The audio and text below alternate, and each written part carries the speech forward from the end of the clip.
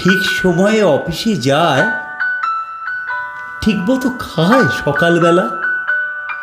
Tiffin বাক্স সঙ্গে নেয় কি, না ক্যান্টিনেই টিফিন করে?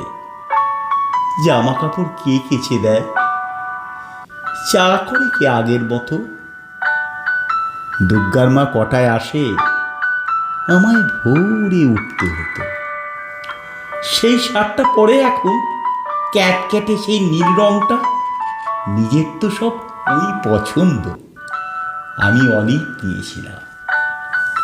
কোন রাস্তায় বাড়ি ফেরে দোকান ঘরের বাপাস দিয়ে শিববন্দি জানলা থেকে দেখতে পেতাম রিক্সা থামত। অফিস থেকে বাড়ি আসে নাকি সোজা আড্ডাতে যায়? পাশের বন্ধু, ছাই পাশেরও বন্ধুরা সব আসে এখন। টেবিল ঢাকা মেঝের উপর সমস্ত ঘর ছাই ছড়ানো। গেলাস গড়ায়, বোতল গড়ায়, টলতে টলতে শুতে যাচ্ছে। কিন্তু বোতল ভেঙে আবার পায়ে ঢুকলে রক্তারক্তি। তখন তো আর হুঁশ থাকে না।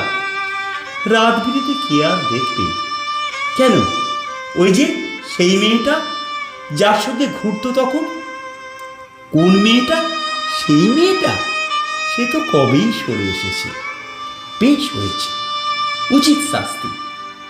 অত কাণ্ড সামলাবে কি?